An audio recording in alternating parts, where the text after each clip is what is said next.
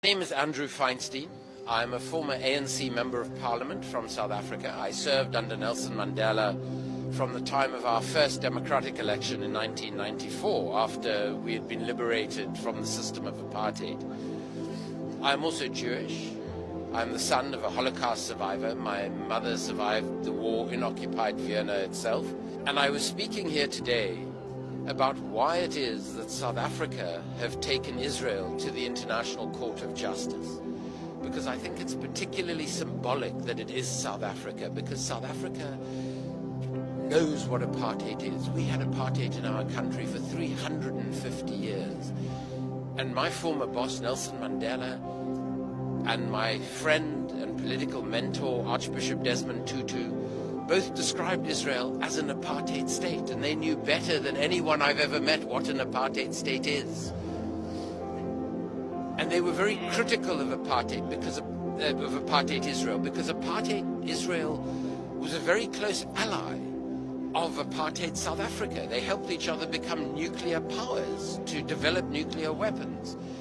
And Archbishop Tutu, when he was asked when he won the Nobel Peace Prize why he is so critical of Israel, he said, I am critical of a country that was complicit with my oppressor, who helped my oppressor oppress me for many, many years.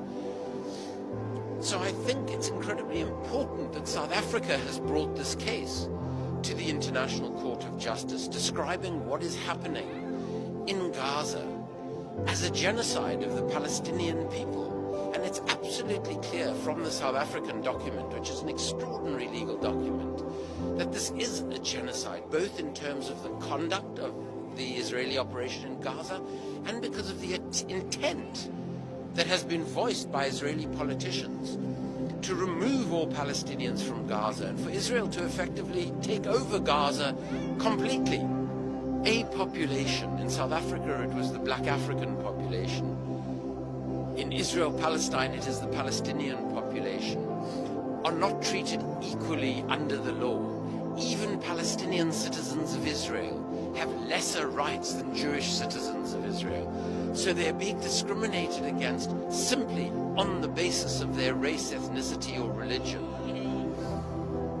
The second thing is that what apartheid South Africa did is they tried to break the black African population into what they call little homelands or Bantustans, little territories that were not connected to each other, in much the same way as Israel in its occupation of the occupied territories has inserted Israeli settlements and separated bits of Gaza, the West Bank, Hebron, Ramallah from each other, so that there is no possible two-state solution, is very similar to the apartheid system of Bantustans.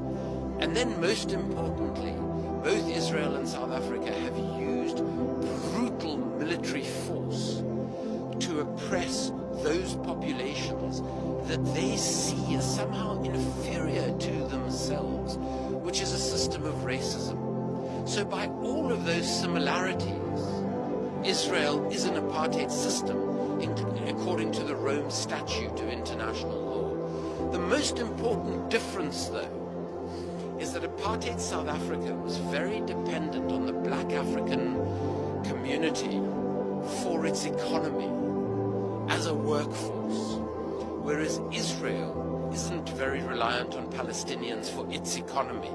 And that is one of the reasons why Israel has killed tens of thousands of Palestinians, innocent Palestinian civilians, in this way. They don't want them, they don't need them.